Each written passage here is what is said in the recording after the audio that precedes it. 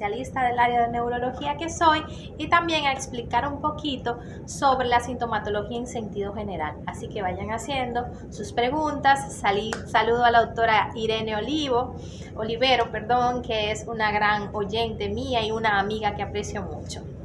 Vamos a iniciar definiendo lo que es el coronavirus. Muchos de ustedes se preguntarán por qué se le llama coronavirus. El coronavirus es uno de tantos virus que hay en el mundo, que ha surgido una variante nueva, hay varias cepas y hay varios coronavirus. De hecho, no solamente hemos tenido la pandemia ahora por COVID, previamente habíamos tenido el que se conoce por las siglas de MERS y otro que se conoce por las siglas de SARS-CoV-2. Los coronavirus regularmente son virus que se encargan de infectar no solamente al humano, sino también a los animales. De ahí que ustedes hayan escuchado casos de que el COVID se le transmite también a nuestros animalitos, a nuestras mascotas. ¿Qué es un coronavirus? Es un virus ARN que casi siempre tiene predilección por afectar o dar infección en la mucosa respiratoria, o sea, infecciones respiratorias, con sintomatología muy asociada a este cuadro clínico que es los procesos infecciosos de vía respiratoria. En el 80% de los casos va a ser asintomático o va a dar una sintomatología muy leve, que va a incluir en algunos pacientes, no en todo, síndrome febril, o sea, fiebre, que es más o menos termometrado un poquito alto, o sea, hasta 41 grados Celsius podríamos tener. Va a dar tos, que es una tos seca, o sea, no va a estar acompañada a esputo, a catarro, y en otras ocasiones va a dar mialgias, o sea, dolores musculares. Todos esos síntomas son los que casi siempre vemos asociado al catarro común. De ahí que se diga que el 80% de los pacientes puede cursar de manera asintomática o parecer lo que es el cuadro de un proceso respiratorio común o un catarro común, ¿verdad? Solo 1 de cada 5 pacientes que contraen el COVID-19 va a tener algún tipo de complicación importante, no solo a nivel respiratorio, sino también a nivel neurológico, que casi siempre en el 36,4%, o sea, 37 de cada 100 pacientes aproximadamente van a tener algún tipo de complicación asociada al sistema nervioso central secundario a este virus. ¿Y por qué se afecta no solamente el pulmón, sino también nuestro cerebro? Porque muchos virus son de tipo neurotropos. Neurotropo quiere decir que tienen una predilección por infestar, o sea, por invadir nuestro cerebro o nuestro sistema nervioso central. Las complicaciones a nivel del sistema nervioso central se van a derivar en 3 tipos. Las que son propiamente dichas, que van directamente infectando el cerebro, y esto se llama al tropismo que tiene el virus del COVID-19, en donde vamos a ver manifestación de cefalea, mareos, convulsiones, encefalitis, que ya esos datos los vamos a detallar un poquito más adelante. Otras complicaciones son a nivel del sistema nervioso periférico, dentro de las que incluyen las mialgias y los dolores musculares, que son muy característicos de cualquier virosis, incluida también el dolor de cabeza, que es muy común presentarlo en cualquier entidad clínica, no solamente ahora por el COVID, pero en nuestro país toma mucha importancia la fiebre, que es aumento de la temperatura corporal, porque nosotros tenemos mucho dengue en el país. Entonces muchas veces confundimos, ahora que estamos con lo del brote del COVID, confundimos dengue por COVID o viceversa, COVID por dengue. Entonces esa parte hay que prestar mucha atención. No es correcto que dejen de buscar ayuda si tienen dificultad respiratoria o un malestar general importante, o si sienten opresión en el pecho. Otra de las complicaciones que se pueden dar es a nivel osteomuscular, en donde aparecen las mialgias, calambres o inclusive un cansancio extremo, atípico, distinto a como ese que usted presenta cuando está un poquito cansado, tiene una jornada laboral muy prolongada o extendida. Entonces, la cefalea, empezando a detallar esas complicaciones a nivel central, sobre todo del cerebro, va a ser una cefalea opresiva, o sea, como sentido de un cinturón en la cabeza, en toda la cabeza o a nivel frontal y muchas veces también a nivel nucal. Y el dolor a nivel nucal casi siempre es una opresión, como un peso, como si usted estuviera cargado de algún tipo de problema. Al principio el dolor va a ser un poquito leve, luego puede ir aumentando de intensidad a medida que la enfermedad se va instaurando y pudiera ser severa o convertirse en una cefalea de tipo estatus o dolor crónico que va a estar siempre circunscrito y asociado al tiempo que tenga de evolución la enfermedad. Las convulsiones, gracias a Dios, son complicaciones secundarias al COVID que son menos frecuentes, pero hasta el 1% de los pacientes con COVID han desarrollado convulsiones. No quiere decir por eso que usted sea un paciente epiléptico. Va a ser sobre todo secundaria las alteraciones metabólicas que da el virus a nivel del cerebro. Otra complicación que se pueden ver son los infartos cerebrales, o sea, las complicaciones cerebrovasculares o las hemorragias. Gracias a Dios, el del 5%, menos de un 5% de los pacientes tienen complicaciones de este tipo. Son secundarias a complicaciones de tipo trombótico o protrombótico, o sea, alteraciones de la coagulación que se ven mucho. Gracias a Dios, tienen un buen tratamiento y los pacientes responden muy bien a las terapias que se le han instaurado, que hasta ahora se han experimentado, que son bastante clásicas. Hay que tomar en cuenta que el COVID-19 es una entidad nueva. Es algo, por decirlo así, muy novedoso para la comunidad médica y que se encuentra todavía en investigación y que estamos haciendo los esfuerzos para encontrar no solamente la cura, que todavía no la tenemos, pero gracias a Dios ya disponemos de una vacuna y pronto nos vamos a ver beneficiados de esa vacuna, sino también que debemos de entender mejor los mecanismos y la forma en la que este virus se va a manifestar. ¿Con qué propósito? Bueno, con intención de mejorar la calidad de la atención, de mejorar las inquietudes que ustedes tengan y esas complicaciones que se van viendo. Dentro de las complicaciones también centrales que tenemos están las encefalitis. Las encefalitis no son más que procesos de tipo inflamatorio del cerebro como tal, secundario casi siempre a virus, en donde todos los virus neurotropos, no solamente el COVID, va a dar encefalitis. Esas son complicaciones que a nivel de neurología la vemos con mucha frecuencia, asociada sobre todo a virus catarrales, a virus intestinales. Cualquier virus es subsidiario de dar una encefalitis, inclusive la inmunización misma, o sea, la colocación de algún tipo de vacuna. ¿Qué pasa? El COVID es un virus neurotropo, por ende se han visto casos, gracias a Dios no tan frecuentes, de encefalitis. Inclusive también se han visto casos de procesos demenciales o de demencia asociada a COVID. ¿Por qué? Porque el paciente hace un cuadro de tipo encefalopático, que es como se conoce, secundario a esa inflamación, y entonces comienza con trastornos de la memoria, con fallos en la cognición. Primero desarrolla un deterioro cognitivo y pudiera ser que desarrolle también una demencia asociada a COVID. No por eso es algo que sea de tipo irreversible, sino que con tratamiento y con controles y vigilancia eso se mejora. Entonces, esa encefalitis no es más que una inflamación, disponemos de tratamiento para bajar esa inflamación, pero tiene una alta probabilidad de fallecimiento sin tratamiento. Ojo con eso, porque las encefalitis se manifiestan primero por dolor de cabeza, que lo vemos con cualquier virus, ¿verdad? El COVID no es la excepción, desorientación y cuadros de alteración del comportamiento, en donde el paciente se pone un poquito terco, agresivo, dice cosas que no son, se desorienta en su propio hábitat o entorno, y esos cuadros de agitación también van acompañados muchas veces de alteración del nivel de conciencia. O sea, ese paciente puede perder el nivel de conciencia alterando su estado de vigilia, o sea, quedándose un poquito somnoliento, inclusive perdiendo de manera total el nivel de conciencia. Esas son unas de las manifestaciones probables de una encefalitis. Hay otras manifestaciones en donde aparte de la fiebre puede haber convulsión también asociada a ese cuadro viral, pero lo importante es que ustedes como oyentes entiendan que es bueno buscar asistencia médica a tiempo con intención de evitar complicaciones. ¿Cuál es la comunidad más probable en degenerar o desarrollar complicaciones asociadas a COVID? Bueno, pues las personas añosas hasta ahora, ¿verdad?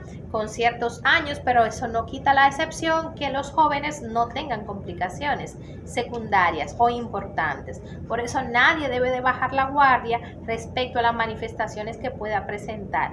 Y ojo, siempre y cuando usted sospeche o entienda que tiene coronavirus, debe aislarse usando su tapabocas, su mascarilla, que la tenemos aquí cerquita, pero para el live lo suprimimos el uso y estamos en un área de protección, ¿verdad?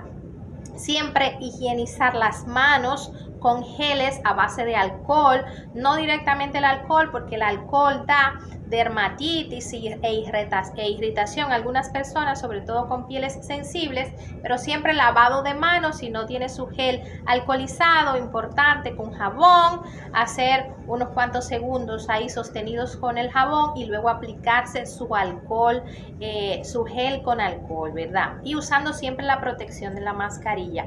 Hasta un 17% de la familia en donde hay un afectado por COVID pudiera tener la complicación, o sea, la infección. No porque el hecho de que usted tenga COVID en la familia y se aísle, o sea, se guarde en su domicilio, quiere decir que el resto de los familiares van a contraer la enfermedad. De aquí la precaución de que usen siempre su tapaboca si tienen la sospecha o si ya tienen la confirmación de la infección. Es importante también que sepan que los pacientes con coronavirus a nivel periférico tienen mialgias, o sea, dolor muscular, y muchas veces esos dolores musculares pueden complicarse con una entidad clínica que en neurología llamamos miositis. Esa miositis no es más que una inflamación a nivel del músculo y la vemos manifiesta por aumento de una enzima que calculamos en la sangre para valorar el estado de los músculos, que se llama CPK. Eso es su médico de cabecera, su médico encargado se encargará de solicitar esos controles para ver si tiene alterado o no esas enzimas a nivel del músculo, y si están alteradas, pues ponemos tratamiento para disminuirla con intención de que usted no desarrolle una miositis y que ese dolor muscular remita en el tiempo prudente de la vigencia de la infección por el coronavirus. Otras complicaciones son las parestesias y los calambres, que también son manifestaciones periféricas, junto con la anosmia, o sea, la pérdida del olfato, que hasta un 80% de los pacientes presentan pérdida de olfato. No se conoce todavía el motivo por el cual los pacientes pierden olfato e inclusive la percepción de los sabores de los alimentos. Eso es lo que se conoce como disgeusia. Entonces, esas son manifestaciones transitorias que se recuperan en un tiempo prudente. Inclusive hemos tenido pacientes con 2-3 meses con anosmia y disgeusia, porque el sabor, la percepción de los sabores va muy relacionado con el olfato. Si el olfato no está del todo bien, pues tampoco vamos a percibir correctamente los sabores. Eso es transitorio, no tiene ninguna complicación. Y usted ve muchos memes por ahí que dicen que si usted no percibe ciertos olores, pues hágase la prueba de coronavirus, o ya se la hizo por el hecho de haber perdido la olfacción. Tiene mucha relación.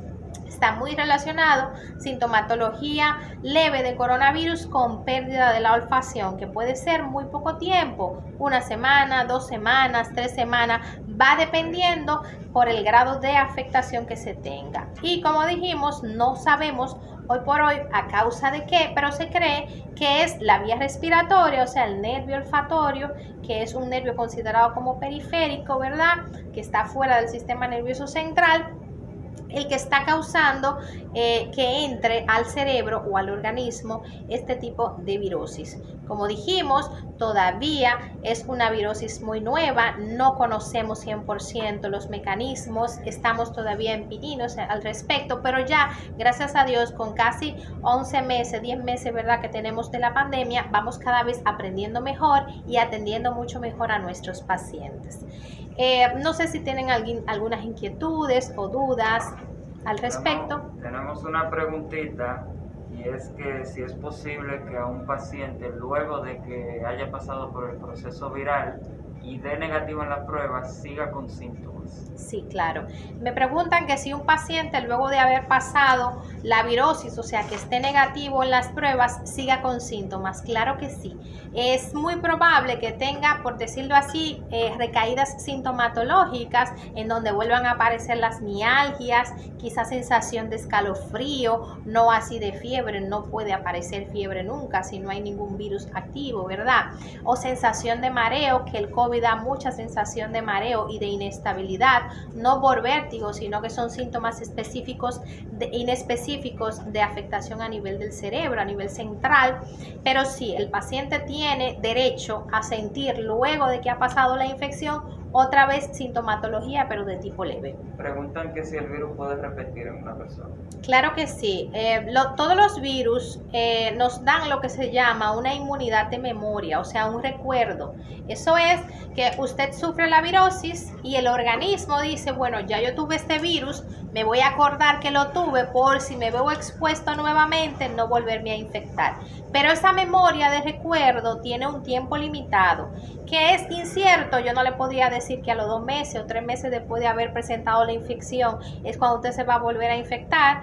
Es un tiempo después, y entonces va muy relacionado con la agresividad en la que haya tenido la enfermedad. Si es una enfermedad leve, que es el 80% de los casos, lo normal es que la memoria de COVID dure unos 3 a 4 meses aproximadamente. Hay personas que hasta 6 meses. Para eso hay serología que se hacen, que cuantifican qué grado de memoria tiene usted en sangre y le dicen la probabilidad que tiene de reinfectarse. Pero todos tenemos la probabilidad de reinfectarnos. De hecho, las vacunas lo que hacen es darnos una memoria falsa para esa persona que nunca se haya infectado, con intención de que cada cierto tiempo usted le recuerde que tiene que volverse a vacunar para recordar que el virus anda por ahí suelto, ¿verdad que sí? Esa es la intención de las vacunas. ¿Es cierto que hay un nuevo coronavirus? Sí, de hecho está descrito. Actualmente en Australia se encontraron cepas de una nueva variante de coronavirus. No solamente el coronavirus, o sea, el COVID, se encarga de hacer lo que se conocen mutaciones. Todos los virus mutan, por eso es tan difícil erradicar la influenza, que es un virus también que afecta mucho la vía respiratoria, porque año tras año va cambiando de variedad. Los virus ARN son así, un poquito tercos, y van cambiando en forma de presentación. Su cápsula externa, se encargan de hacer que vaya mutando y que vaya creando resistencias. Tenemos una nueva cepa, una nueva variante, o sea que si usted tuvo una variante de COVID, ahora tiene posibilidad de tener la otra variante. Si hay una persona recuperada, ¿dónde más podría persistir el nuevo coronavirus tras la recuperación del COVID? No entendí la pregunta. Me imagino que se refiere a alguna parte del cuerpo. Si la persona está recuperada, la virosis desaparece. Se supone que no hay virus vivo en el cuerpo. De ahí es que vienen los virus muertos y te crean la memoria. Pero no hay virosis en el cuerpo ya. No hay virus vivos. Pregunta otra persona: doctora, ¿puede un paciente que tuvo COVID seguir presentando anosmia y presentar problemas para identificar algunos tipos de olores? Claro que sí. Meses después, inclusive, puede tener esa alteración de la olfacción. Por decirlo así, eso es una especie de neuropatía del nervio olfatorio. Y como le dije, la percepción de los sabores va muy relacionada con la percepción del olfato. Si no olemos bien, que nos pasa cuando tenemos una congestión nasal, que también es una manifestación frecuente frecuente del coronavirus, pues entonces vamos a tener una alteración en la percepción de los sabores, Perdón, inclusive meses después. Perdón, doctora, la persona rectifica que es después de 6 meses, después de más de 6 meses de haberlo tenido. Que aún no ha recuperado el olfato. Es atípico, la verdad que no he tenido presentaciones de ese tipo, ni compañeros otorrinos con los que comparto ese tipo de inquietudes, porque los pacientes van llegando, como digo, es algo nuevo. Es atípico que tenga 6 meses, es bueno que se deje valorar por un médico otorrino o por un médico neurólogo con intención de ver si hay una causa secundaria que esté provocando esa pérdida de la olfacción tan prolongada. Un paciente pregunta que si después de tener COVID puede tener secuelas neurológicas graves. Mira, las secuelas neurológicas más graves son las trombosis o las afectaciones cerebrovasculares que incluyen tanto hemorragia como isquemia cerebral o también trombosis a nivel del sistema venoso, tanto arterial como venoso. Esas serían las complicaciones más importantes. O secundario a una encefalitis que haga algún tipo de efecto secundario, tipo convulsiones recurrentes posteriores a que mejore ese cuadro, pero la norma es que no. Si tuvo una trombosis, con terapia, si hay algún tipo de déficit neurológico, tiende a recuperar el paciente. Una pregunta más y luego continúa con su programa. La pregunta es, ¿el riesgo de contraer COVID en personas con epilepsia es mayor a la población general? No, no existe por el hecho de que usted tenga una enfermedad crónica mayor riesgo de contraerlo. Lo que existe es mayor vulnerabilidad a la hora de manifestarlo. Comprobable con una posibilidad muy alta de que presente complicaciones secundarias mayores de las que la población en general, sobre todo a nivel respiratorio, en donde los pacientes muchas veces se han visto en la necesidad de estar vigilados bajo ingreso en un centro de salud con intención de vigilarlo más de cerca o inclusive en una unidad de cuidado intensivo si ese paciente se ve en la necesidad de usar ventilación mecánica para ayudar a la musculatura respiratoria a que mejore o funcione de manera más correcta y con intención de garantizar la supervivencia de ese paciente.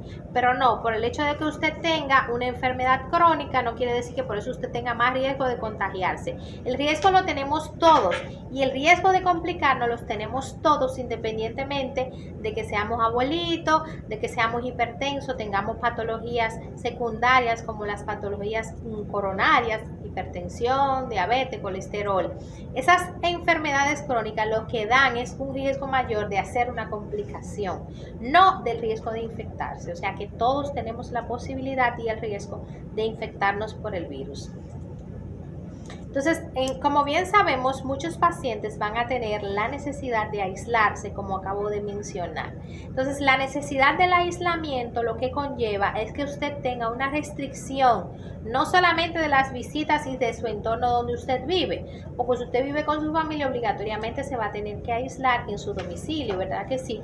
Pero lo que se busca es que usted no tenga tanta cercanía y tanto contacto con sus familiares para que disminuya el contagio. ¿Por qué? Porque esas personas el día de hoy tuvieron contacto con usted, esto es un ejemplo que estoy dando, están asintomáticos y salen a la calle a comprar las comidas, a hacer sus quehaceres, sus labores normales, a socializar con amigos, a tomarse un traguito y entienden que porque no tienen síntomas están exentos de la enfermedad y es en la primera etapa en donde el paciente está incubando la infección, en donde es más infestivo, o sea, más contagioso. Y también en la primera fase, en donde comienza ya a debutar con la sintomatología, que es la que pone en alarma al paciente que busque ayuda con intención de que se le haga esa PCR o esa serología para COVID. Entonces, para cuando usted viene a hacerse su PCR, ya usted, por decirlo así, ha infectado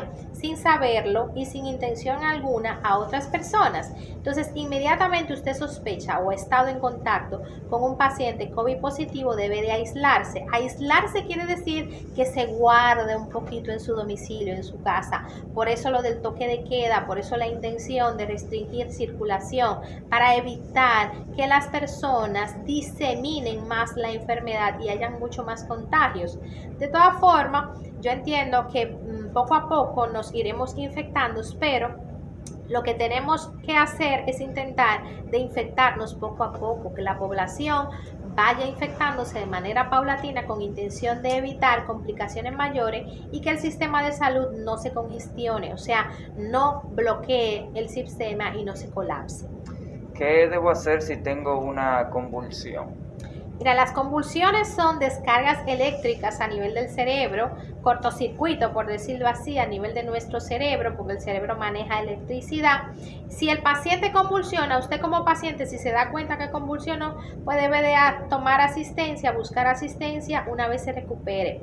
Si es un familiar, la intención es que usted lleve a su familiar a buscar asistencia. Si es un paciente epiléptico, sabe la forma de manejarlo, pero lo correcto es que cuando un paciente está convulsionando, se deje recostado en el suelo o en una posición en donde no tenga riesgo de hacerse daño, hacerse algún trauma craneal, un golpe importante que comprometa su vida, preservar la vía respiratoria, o sea, la vía aérea, lateralizando al paciente para que respire mejor. No intente evitar que la convulsión pase, salvo que usted tenga medicamentos y esté entrenado para manejar esos medicamentos, porque las convulsiones son breves regularmente, de un par de segundos o inclusive un par de minutos como mucho, no pasan de 5 minutos. Es muy raro que una convulsión se manifieste por tanto tiempo, pero la ansiedad y la angustia que presenta el paciente, el familiar sobre todo, al ver su familiar ahí convulsionando, genera más inquietud, descoordinación en cuanto al manejo y al seguimiento que le deba de dar, pero es preservar sobre todo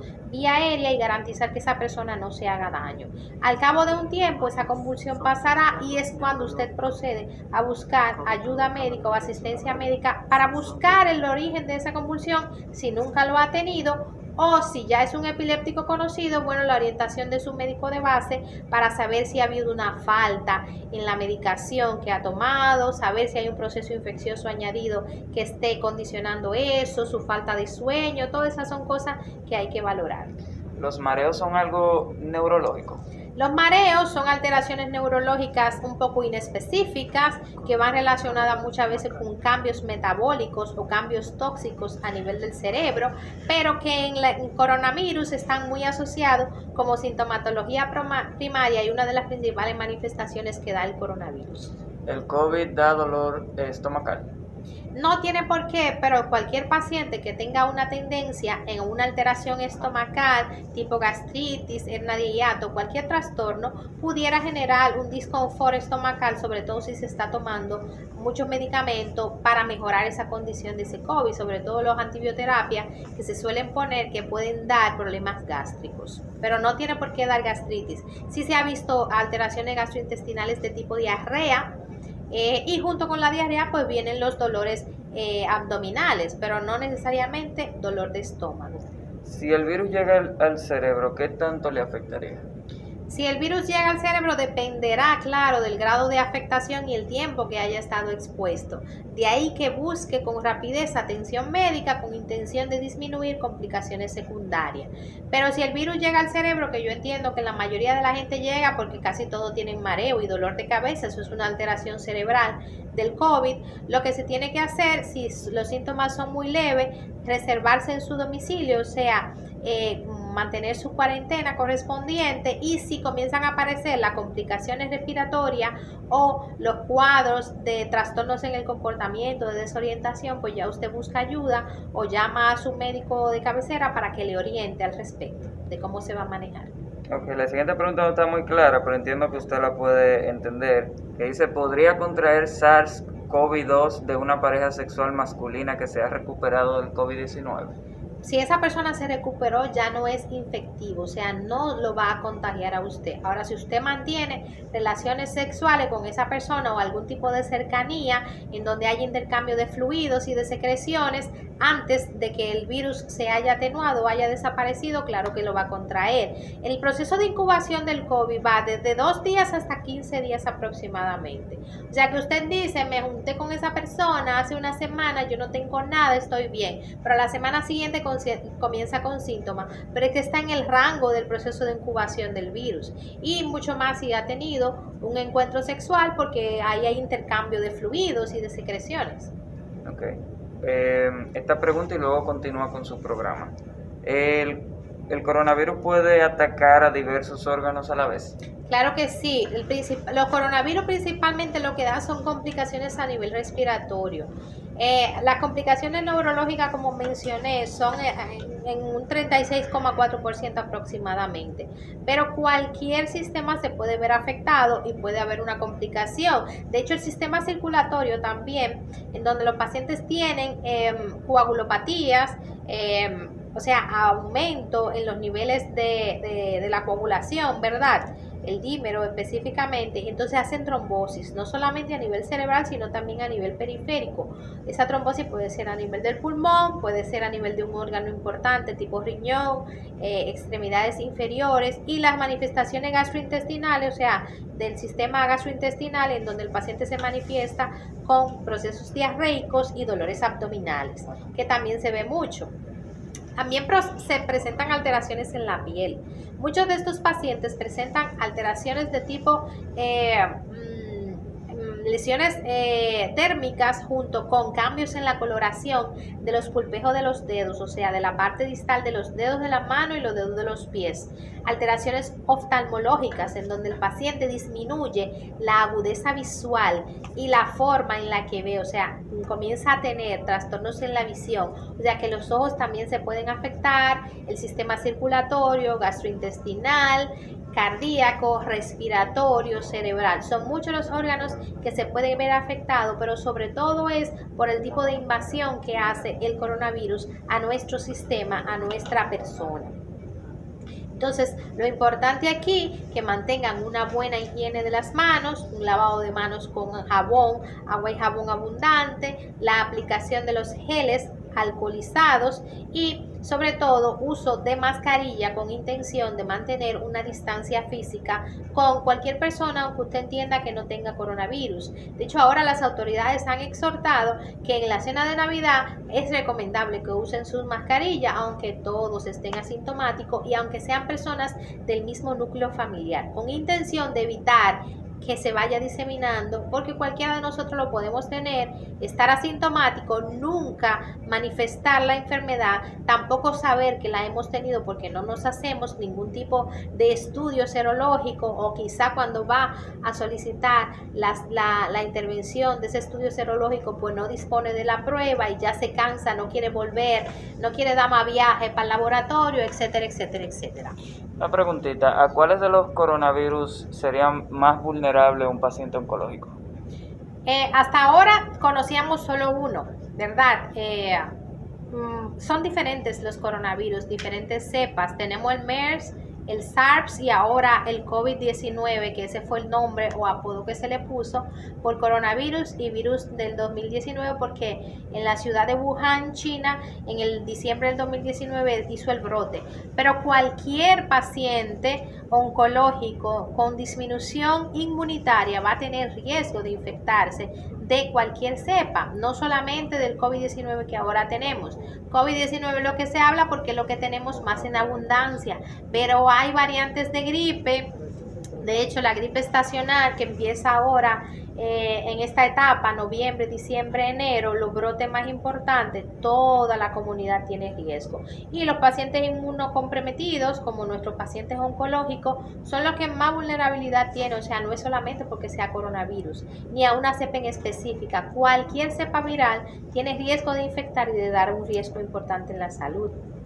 Ok, yo creo que ya usted comentó esto, pero parece que este espectador llegó ahora. ¿Cuáles afectaciones neurológicas pueden dar al traste con la vida del paciente al contraer COVID?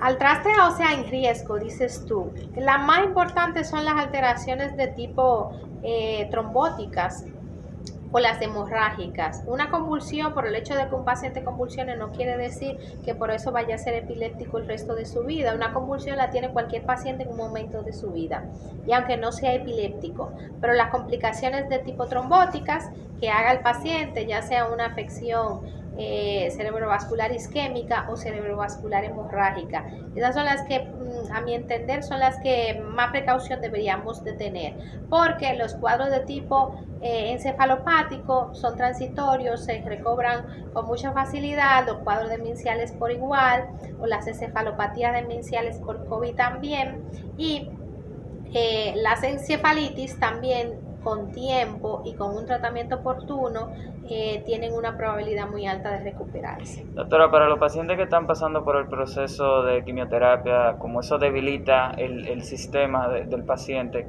¿qué observaciones o qué medidas ellos deben tomar para evitar estos virus? Un paciente que esté recibiendo quimioterapia y que esté mucho más débil por el uso de esa quimioterapia o que tenga complicaciones añadidas de la quimioterapia, lo más importante es el aislamiento y tomar las medidas de seguridad, de bioseguridad, que hasta ahora se hace mucha remarcación en eso, el uso de la mascarilla, lavado de manos y el distanciamiento. Esos familiares, esos allegados de ese paciente que está en esa situación de salud un tanto vulnerable, se tienen que encargar de proteger a ese paciente, porque ese paciente no debe de estar solo, necesita asistencia de algún familiar, pero esos familiares que están en el entorno, esos que se encargan de salir a la calle, a trabajar o hacer actividades diarias, tienen que tomar mayor precaución para evitar contagiarse y no contagiar a ese familiar que tienen de cerca. Tomar en cuenta que las situaciones, las complicaciones depresivas, no solamente por la pandemia, sino también por las afectaciones económicas que la gente tiene, afectaciones de salud propias, básicas, también. Entonces la vulnerabilidad emocional está presente en el día a día. Y ahora mucho más que estamos en pandemia, que estamos aislados, acostumbrado el dominicano a ser una persona sociable, a salir, a interactuar, ahora se ve limitado, restringido por la situación de salud de gravedad. Entonces todo eso hay que tomarlo en cuenta. Nuestros enfermos también se deprimen, tienen trastorno de la esfera emocional, tienen trastorno de sueño, por preocuparse por los demás, por ellos mismos, por miedo a la situación que le pueda generar si contraen la enfermedad, o el riesgo que vayan a tener si la tienen, o el pronóstico inclusive de morir. Entonces todas esas son cosas que hay que tomar en cuenta, no solamente si se infectó o no, emocionalmente cómo está, aunque no tenga la enfermedad, porque ese paciente se puede deprimir, puede tomar una decisión poco apropiada, poco oportuna, en un momento de desesperación, de ansiedad y angustia. Entonces son los familiares cercanos los que tienen que proteger y cuidar y velar por la salud de ese familiar, aparte de nosotros los médicos, que somos los encargados de darle las pautas de orientación. Hay una pregunta muy interesante, y es que si el COVID puede dejar alguna condición irreversible neurológicamente hablando. No, hasta ahora no tenemos datos de ninguna complicación irreversible a nivel del sistema neurológico. Gracias a Dios las complicaciones neurológicas no llegan ni a un 40%, pero se presentan y tenemos que tomarlas en cuenta, pero no tenemos complicaciones de tipo irreversible. Una enfermedad que no he querido mencionar asociada a COVID, una complicación, es el síndrome de Guillain-Barré. Eso es una respuesta inmunitaria que tiene el organismo, no solamente a COVID, sino a cualquier virus. Y el Guillain-Barré es una entidad clínica que puede dar secuelas motoras en cuanto a la movilidad, ¿verdad? Pero que con el tiempo se recuperan con fisioterapia y tenemos tratamiento disponible para mejorar la condición de ese paciente. Claro está, todo paciente vulnerable con una complicación respiratoria que necesite ingreso en una unidad de cuidados intensivos, un ventilador para mantener la respiración, va a ser un paciente complicado, va a ser un paciente con un alto riesgo de mortalidad, y eso genera angustia en el paciente y también inquietud en el mismo personal médico que lo trabaja, porque son pacientes de alto riesgo y en cualquier momento pueden fallecer. Entonces son cosas que deben de tomar en cuenta, pero no es que sea irreversible el síndrome de Guillain-Barré. Eso es una entidad clínica que la vemos también con mucha frecuencia y que los pacientes se recuperan también. Entonces podríamos decir que el COVID, hay pacientes que le han dado otras condiciones, pero que no se le adjudican al mismo COVID, sino que el COVID le abre puerta a otros síndromes. Asimismo, altera el sistema inmunitario y da rienda suelta a otras complicaciones, no solamente a la enfermedad por COVID. Okay. Hay un espectador preguntando que si un paciente con meningitis le puede dar el COVID. Claro que sí. Usted va a un centro de salud, que es donde están la gente enferma, ¿verdad que sí? Hospitales y clínicas, y ahí hay de todo. Usted no solamente puede contraer COVID, usted puede contraer la influenza, puede contraer cualquier otra virosis o inclusive una enfermedad parasitaria. Lo importante aquí es que usted mantenga un distanciamiento, use su mascarilla, tome la medida de higiene correspondiente y así usted disminuye riesgos. La gente que usa mascarilla tiene menos posibilidades de contagiarse y aquellos que están menos en el medio, pues menos se van a contagiar. De ahí es que debemos de hacer una cuarentena, una vigilancia, un aislamiento para evitar la circulación del virus. Una preguntita, ¿qué consejo hay para los pacientes que reciben terapias orales contra el cáncer como inhibidores de la tirosina sinasas? ¿Consejo en qué sentido? Que si hay riesgo mayor para el COVID. O si necesitan alguna medida. No necesita ninguna medida excepcional, ningún paciente necesita una medida excepcional, salvo el mantener un aislamiento y la medida de higiene que corresponde, porque todos somos vulnerables. De hecho, los pacientes con cáncer, aún siendo pacientes inmunocomprometidos y teniendo debilidades importantes en su organismo, no tienen una alta mortalidad a nivel mundial secundario al COVID. Entiendo que es porque son pacientes que se cuidan más, pacientes que lo cuidan más o pacientes que inclusive usan tratamientos para su propio cáncer que pudieran estar protegiéndolo contra esa enfermedad. Todavía no podemos hablar a ciencia cierta si los medicamentos para cáncer protegen contra COVID, pero no hay una alta incidencia de fallecimiento de ese tipo de pacientes. La gente sigue preguntando que si el COVID al final se contagia o no por el aire. Por las secreciones de o gotitas de fluji, de saliva que le caen a las personas, algún tipo de superficie que esté contaminada, si usted se tose en la mano y no se tose en el codo para evitar que la saliva le caiga en estructuras o áreas del cuerpo que usted toquetea, el contacto directo con ese tipo de secreciones es lo que provoca que usted se contagie, no directamente el aire. Lo que pasa es que usted lo respira. Esas partículas, si usted toca alguna superficie sucia, ¿verdad? Que esté el virus ahí alojado, usted lo toca, se lleva la mano al ojo, se lava mucho el pelo, se lo toca, se toca mucho la nariz o inclusive ingiere alimentos, come algún tipo de alimento en el momento que tiene la mano sucia o contagiada, entonces va a transmitirse el virus porque va directamente a su organismo. Ahora bien, si usted constantemente mantiene ese lavado de mano, no se toca la cara, de aquí que no se toque la cara, los ojos y la boca, el riesgo va a ser mucho menor. Pero es a través de las gotitas de saliva que se expulsan cuando estamos hablando. Yo aquí hablando sin mascarilla he arrojado muchísimas gotitas de fluji, pero la distancia que tenemos entre el resto de espectadores es bastante. Entonces el riesgo de contaminación es mucho menor. Ok. ¿El coronavirus qué tiempo puede permanecer en el cuerpo, aún siendo asintomático? Aún asintomático, ustedes vieron el caso de nuestro italiano famoso que estuvo en el Ramón de Lara, que duró cerca de 3 meses, casi 4 meses ingresado en el Ramón de Lara, porque no se negativizó nunca la prueba para la PCR. Mantenía positivo esa prueba. Esa paciente, aún estando con el virus tanto tiempo, entendemos que no es contagioso.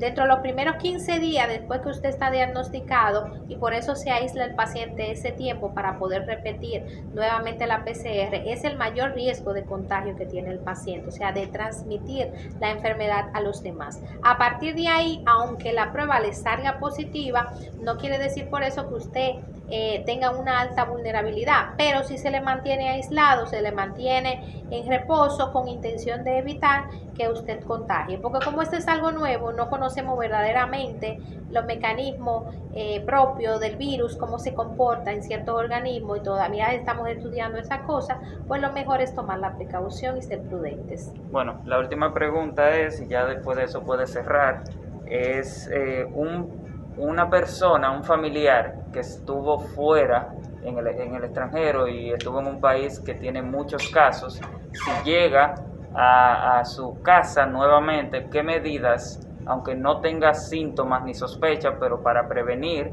el contagio, qué medidas debe tomar una persona cuando llega a su casa luego de venir de extranjero? Aislarse, mantenerse siempre con su mascarilla y evitar dentro de lo posible el contacto con personas vulnerables o cercanas.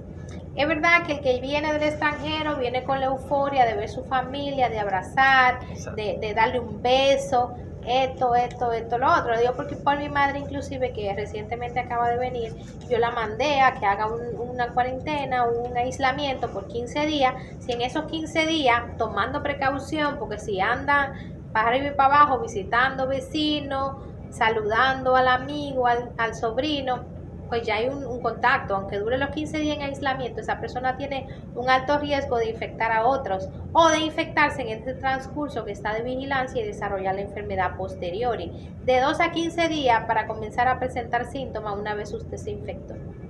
Perfecto. Muchas gracias por la atención.